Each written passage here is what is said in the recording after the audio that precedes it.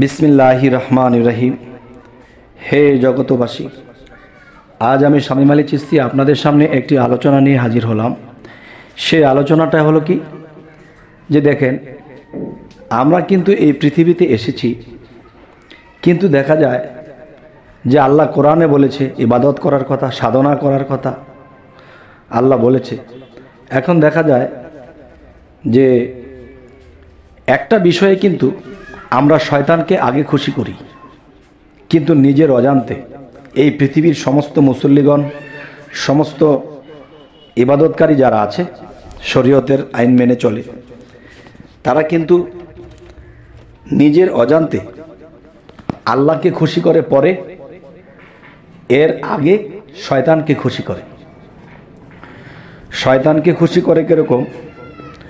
যেমন দেখবেন, আমরা যদি কোনো ইবাদত শুরু করি, কোনো ওয়াজ শুরু করি, বা আমরা নামাজ শুরু করি, সর্বপ্রথম দেখা যায় আমরা আগে শয়তানকে খুশি করি। শয়তানকে খুশি করি কীরকম? ধরেন, আমরা যখন আল্লাহর ইবাদতটি শুরু করব, বা আল্লাহ রাসূলের কোনো নাম গুণ আল্লাহর গুণগান করব, এর আগে দিয়ে কিন্তু আমরা কি বলি? আউযু বিল্লাহি মিনাশ শাইতানির রাজিম। তার মানে আমরা কি বলতেছি? যে বিতাড়িত শয়তান থেকে হে আল্লাহ তুমি হেফাজত করো, রক্ষা করো। তখন শয়তান থেকে আমরা হেফাজত চাচ্ছি, ঠিক আছে, কিন্তু আমরা কিন্তু শয়তানের নামটা আগে নিচ্ছি। আল্লাহর সমস্ত কথা বলবো, জিকির করব, নামাজ পড়ব, দোয়া করব, যাই কিছু করব, আমরা কিন্তু সকলের আগে শয়তানের নামটা নিয়েছি।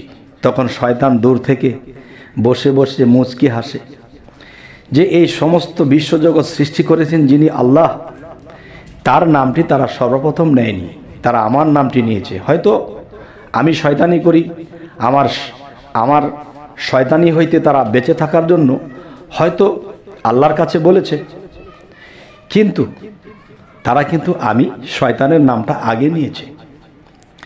দেখবেন, আমরা যদি ঘরে কোনো খাবার দাবার বা কোনো কিছু নতুন কিছু আনি, তখন কিন্তু প্রথম খাদ্যটা নিজের বাবা মার জন্য রেখে দিই, কারণ তারা সম্মানী, তাদের ঘরে আমরা জন্ম নিয়েছি, তো সম্মানী হিসেবে আগে রেখে দিই। তখন বাবা মা যখন জানলো যে আমাদেরটা আগে রেখে পরেরটা তারা খেয়েছে, বাবা মা খুশি হলো। তো এখন শয়তানের নামটা আগে নিচ্ছি। আল্লাহ শয়তান থেকে বাঁচার জন্যই আমরা বলেছি, কিন্তু তার নামটা কিন্তু আগে নিয়েছি। আউযু বিল্লাহি মিনাশ শাইতানির রাজিম। তার মানে হে আল্লাহ, তার মানে বিতাড়িত শয়তান থেকে হে আল্লাহ আমাদেরকে রক্ষা করো। তার মানে বিতাড়িত শয়তান থেকে আমাদেরকে রক্ষা করুন। আল্লাহর নামটি পরে বলেছি, আগে শয়তানের কথা বলেছি, যে উদ্দেশ্যেই বলি। কিন্তু শয়তান কিন্তু খুশি যে পৃথিবীতে আমি এমন কিছু কাজ করেছি, এমন কিছু করেছি যে আমি শয়তানের নামটাই তারা সমস্ত ইবাদতের আগে নিচ্ছে। দেখবেন, আমি কিন্তু ইউটিউবে যখন আলোচনা করি, আমি বিসমিল্লাহির রহমানির রহিম মানে বিসমে আল্লাহ, মানে বিসমিল্লাহর ভিতরে আল্লাহর নামটি নিহিত, আমি আল্লাহর নাম দিয়েই শুরু করি। আমি কিন্তু আউযু বিল্লাহ বলি না। আচ্ছা, তাহলে দেখা গেছে যারা এটা করতেছে তারা কি ভুল করতেছে? না, তাদের কাছে এটা ভুল লাগতেছে না, কিন্তু আমার কাছে এটা ভুল লাগতেছে। তাই আমি বিসমিল্লাহ বলে শুরু করি, কিংবা জগৎবাসী বলে শুরু করি, কিন্তু আমি কিন্তু শয়তানের নামটা বলি না। সেটা হয়তো দেখা গেছে শয়তানি জিনিসটা যখন আমার মধ্যে কাজ করবে, আমার মনটা যখন শয়তানির দিকে চলে যাবে, তখন হয়তো আমি বিতাড়িত শয়তান থেকে আল্লাহর কাছে পানা চাবো, রক্ষা চাইব, কিন্তু কোনো ইবাদতের আগে নয়, কারণ ইবাদত একমাত্র আল্লাহর জন্য। তাহলে ইবাদত যদি শুধু আল্লাহর জন্য হয়ে থাকে, আমরা কিন্তু সর্বপ্রথমেই শয়তানের নাম নিচ্ছি। তার থেকে বাঁচার জন্য নেই, সমস্যা নেই, কিন্তু শয়তান তো বলতেছে তারা আমার নামটা সবার আগে নিয়েছে। তাহলে আগে শয়তানকে খুশি করতেছি, এরপরে আল্লাহকে খুশি করতেছি। তো আমরা কি দোষী হচ্ছি না আল্লাহকে খুশি করছি? এটা আপনারা বলবেন। তবে হে জগতবাসী, আমি যতদিন ধরে আপনাদের সামনে আলোচনা করি, আপনারা আমার থ্যাম্বনেলটা দেখে খুব রাগান্বিত হন, এরপরে যখন দেখেন তখন কিন্তু ঠান্ডা পানি হয়ে যান। কেননা আমি প্রথম আগুন ধরিয়ে দিই, এরপরে ঠান্ডা পানি সাথে রাখি, ছিটা দিয়ে দিই, ইনশাল্লাহ নিভে যায়, তখন ঠান্ডা শীতল হয়ে যায়। তবে আজকের এই আলোচনা আপনাদেরকে কি বোঝাতে চাইলাম, আমরা সর্ব ইবাদত শুরুই করব, প্রথম থেকে শুরু করব আল্লাহর নাম নিয়ে, বিসমিল্লাহির রহমানির রহিম বলে আমরা শুরু করব। আর শয়তানের বিষয়টা হলো ইবাদত ছাড়া বলবো। দেখেন, ওয়াজ শোনা, ওয়াজ করা, এটাও কিন্তু ইবাদত। এবং নামাজ শুরু করব, এর শুরুতেও কিন্তু আল্লাহর ইবাদত। আল্লাহর ইবাদতের সাথে শয়তানকে কেন যুক্ত করব?